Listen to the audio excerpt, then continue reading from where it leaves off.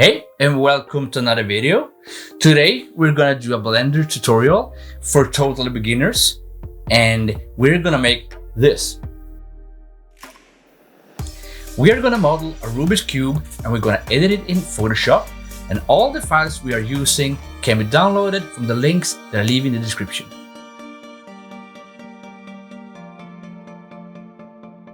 When you start Blender, it will start up with the start screen, so just click anywhere and it will reveal the legendary Blender default cube.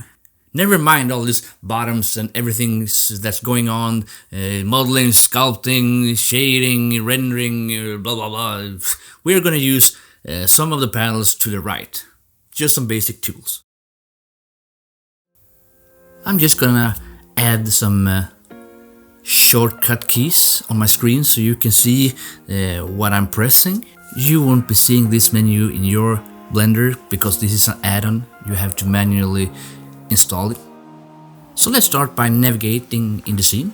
You have the Y, X and Z axles here. You can drag around with your mouse. You can drag the whole scene with the hand. You can also use your mouse by holding down the middle mouse button, shift moving the whole scene, and without the shift, you just pan around.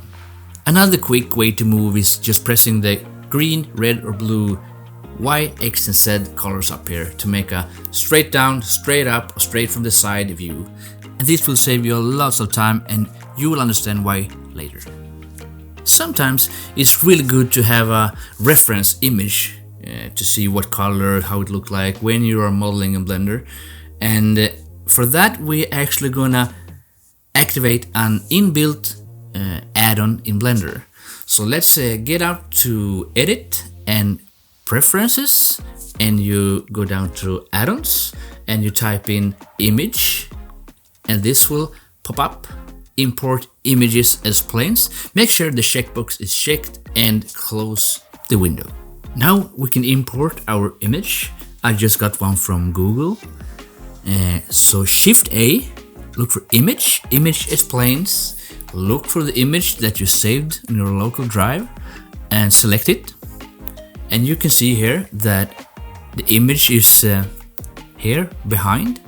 So press G to move it around, and as you can see there's nothing on it. That's because you have 4 modes you can use. You have the wireframe, the solid, the material view and the render view. And we are going to use the material view. Take the opportunity to move stuff around. Try to move this image so you can see it better. If you press R, you can rotate this image. And if you press S, you can scale it. And press G, you can move it around.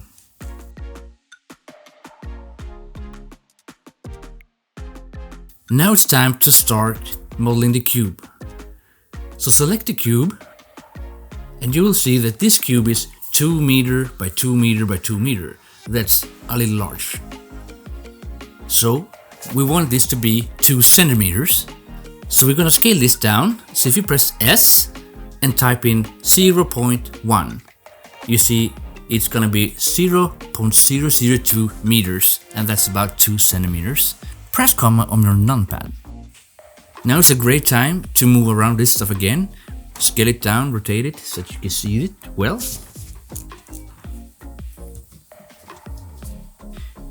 To edit this cube, we need to get into the edit mode by pressing Tab.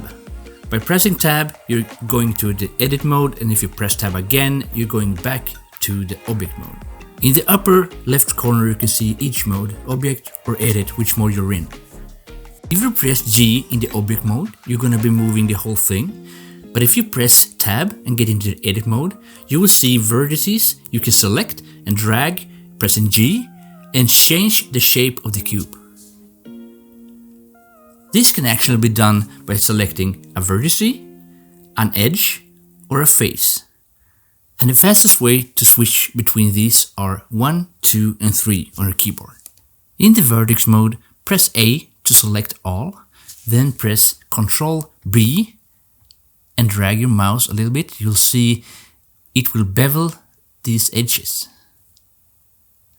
Press anywhere And let's get down to the menu here and type in 0.1 and let's say 6 segments. Then press Tab to get into object mode. And as you can see, it's not really smooth.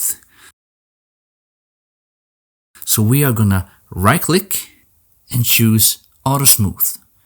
Then it will automatically smooth out every angle that is bigger than 30 degrees. Now it's time to get some material on this. The cube is black in the bottom, so we are going into the Material tab and we're going to change the white to black. And then I'm going to change the roughness because I want this to be a little more glossy, and you'll see the difference. Looking good. Now let's continue to add materials on this. We need blue, red, yellow, green, white and orange. So let's start by adding yellow. Get into the edit mode by pressing Tab. Press 3 in the numbers on your keyboard and select this face. Then over in the Material tab, you have a plus and a minus button here. So you're gonna press the plus, add a new material and change the color from white to yellow. Then you need to press the Assign button to set the color to the selected area. And now you can repeat the exact same to add more colors. Get into edit mode by pressing Tab, select the face, press the plus button, choose new, add the white color to blue, and press the Assign button to assign the color to the space. And now repeat the steps to add the final color to this cube.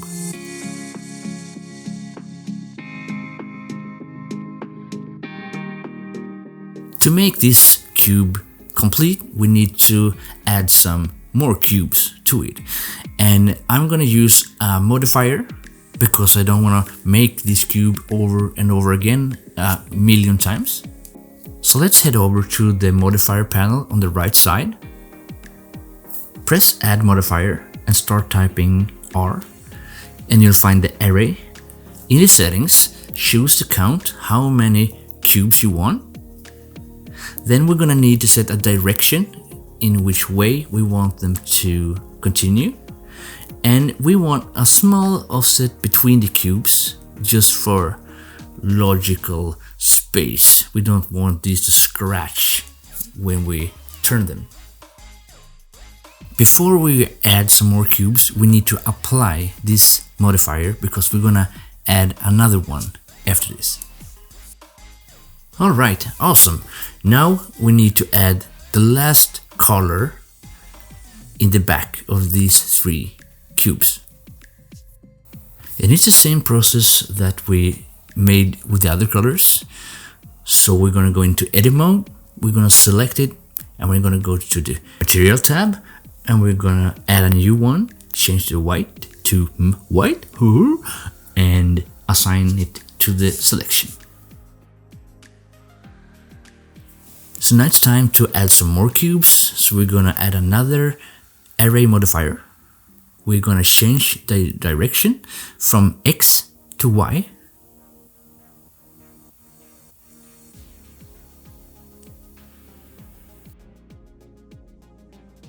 And we're gonna apply the modifier. And I think you know what to do next because we're adding more colors to these sides. And we are gonna add green to our materials. And once you added a material, you can choose several faces at the same time by holding down Shift and pressing the mouse on the face you want to select. Then just choose a material and assign it to every face that you have selected. And now it's time to add the final modifier to make this Rubik cube complete. I just feel that I want this to build downwards. So by putting a minus sign before the 1.0, the array will go backwards. And as you can see, we don't want a black bottom, so we're gonna add another material, and this time it's gonna be orange. And you know what to do.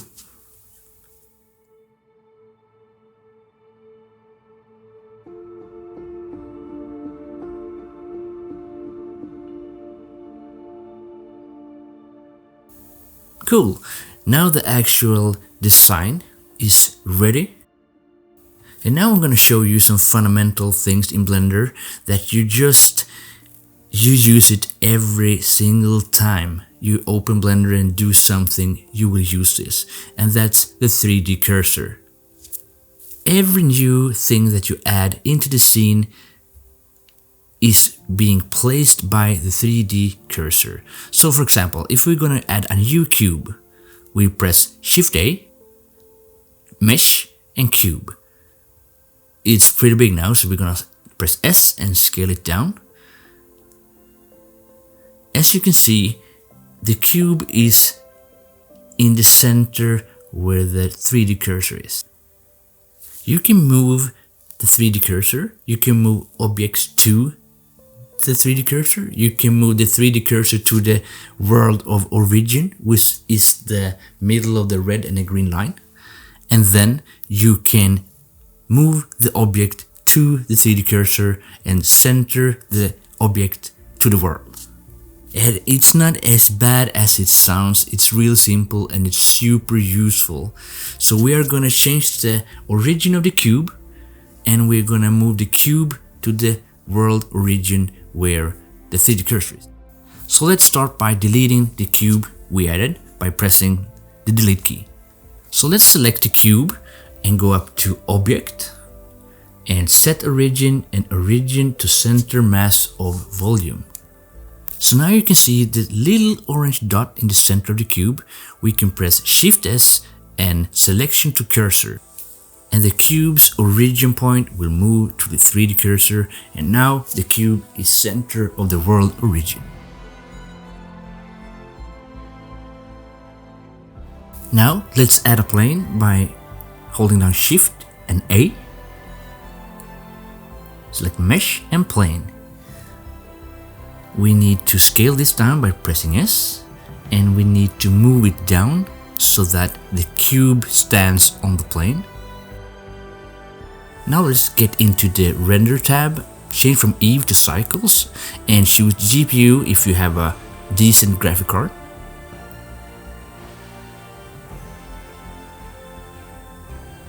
Choose the camera, pan around to where you want your frame to be, and press Ctrl Alt and 0 on your numpad. And this rectangle here is your camera frame.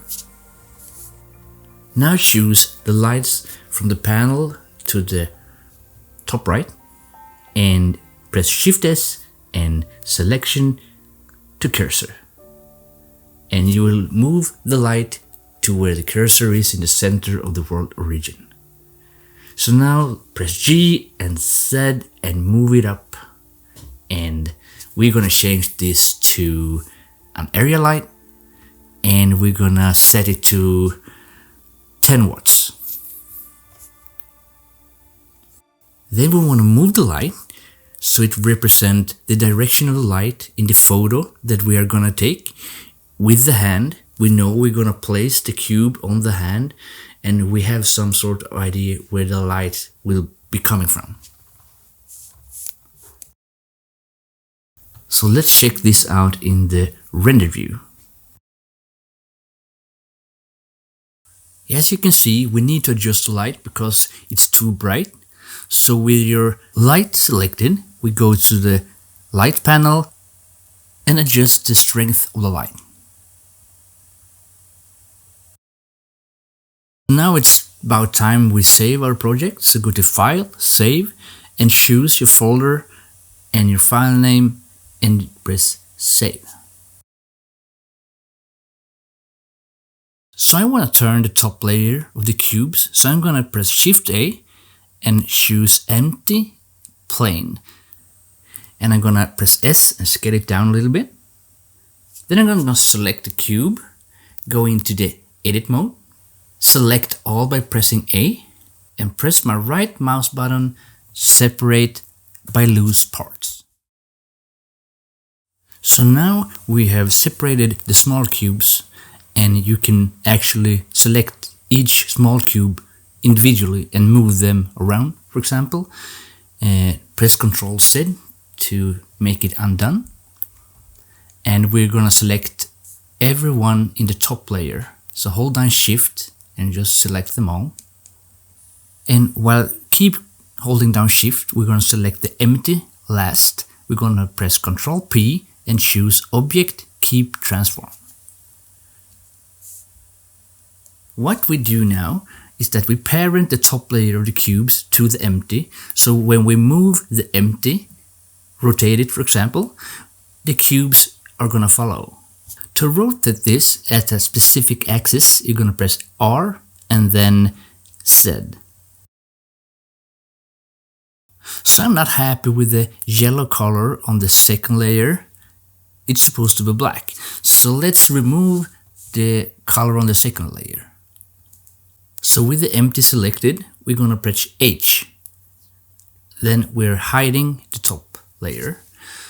Now select the first little cube, go to the material panel, choose the yellow color and press the minus button. Then select the next, choose the yellow and press the minus button. And keep repeating this until all yellow is gone.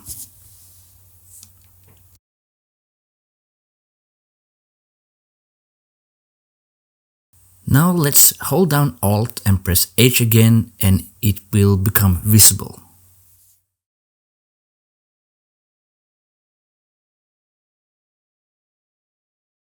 So now let's press 0 on the numpad and we will go back to our camera view.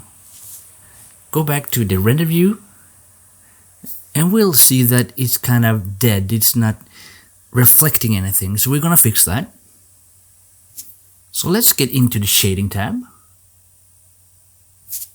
There we're going to select the world instead of object. Select the background and hit delete button. We don't need this.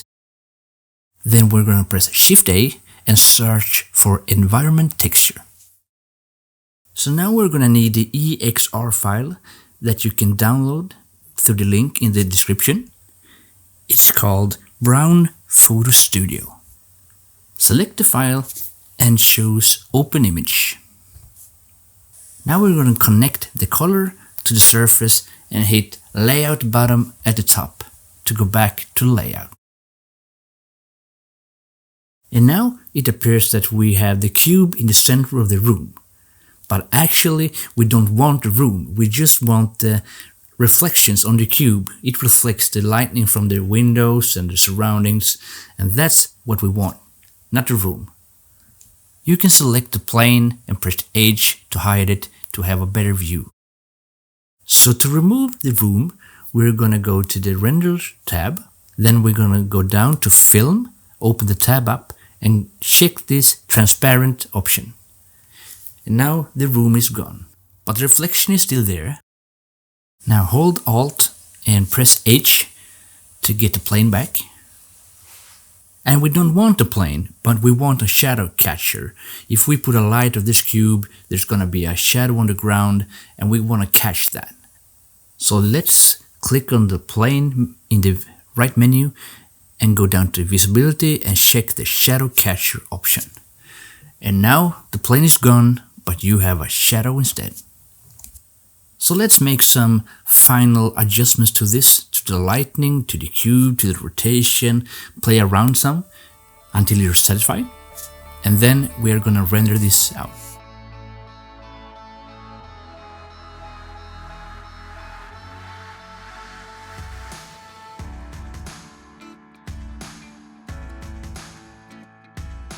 Let's get into the settings for this render.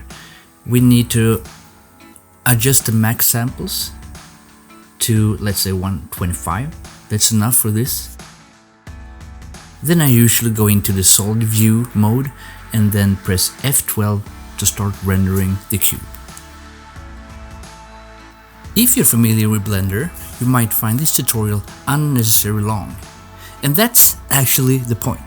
It takes time to get familiar with the environment and function, and this tutorial is not based on effectivities, but on understanding the basics and having fun and have a complete composition when we are done. If you want more creative work, you can follow me on Instagram and tag me if you post your cubes, and I will comment on your work. And let's speed up this render a little bit.